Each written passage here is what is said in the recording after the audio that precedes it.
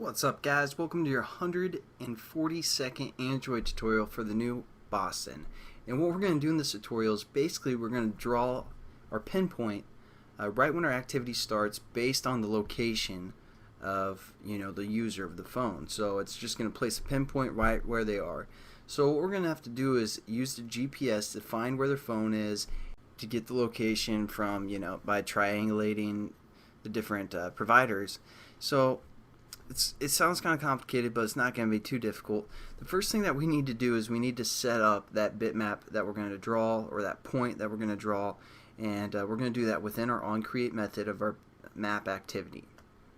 So I just want you guys to scroll down to our first alert, place a pinpoint button, and we're just going to copy this whole thing within the onClick method.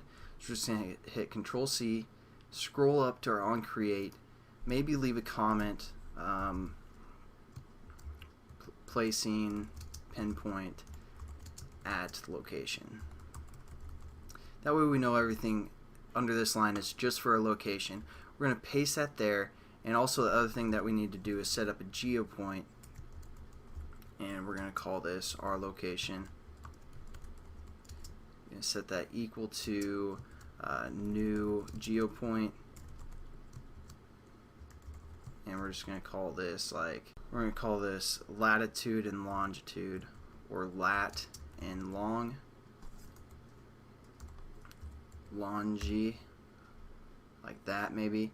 And then we're also going to have to set up those variables to be ints. So we're going to say int lat is equal to 0 to start out with, int longi is also equal to 0, and there we go.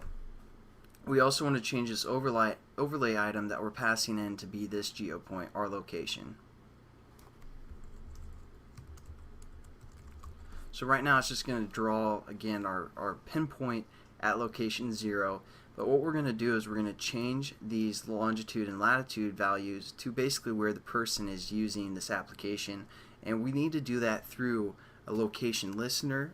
So that's going to kind of, again, like I said, triangulate the position of the phone according to different towers and all that stuff. So what we're going to do is we're going to go up to our activity, and we're going to let it implement a location listener. So we're going to say implements location listener, like that. And again, we just have to hover over, import, and we also have to add the methods that we need to implement. So we're going to add those and scroll down to the bottom. We have 4 new methods: on location change, on provider disabled, on provider enabled, and on status changed. So we're going to be setting those up. I know this class, or this this activity is getting quite lengthy. We aren't probably going to do too much more in Google Maps, or the Maps API, after we're done with this location listener. So just keep that in mind. We're going to go back to our the new Boston Basics project here in a little bit, but I just want to show you guys a little bit more for Google Maps activities. So now that we have those 4 methods set up at the bottom, what we want to do is we want to create a string reference that our whole class is going to refer to, as well as a location manager. So we're going to first set up our location manager. We're going to call this location manager, and that's just going to help us manage basically the location. So import that as well, and also a string reference, and we're going to call this tower, or towers. So there we go. We have those set up. I know they probably don't mean much now, but I'll try and walk through this section a little bit slowly, even though it's not too complicated. It seems to me anyways. I've been kind of going quickly through some of these tutorials, so sorry if I lost some of you guys, but for the most part I just want everyone to be caught up at this point. So probably all we're going to do in this tutorial is set up our location manager and add our permissions to our activity that we're going to need. So again, under our placing pinpoints comment, we're just going to set up our location manager, which we called LM, and we're just going to set this equal to be, we're going to cast it as a location manager,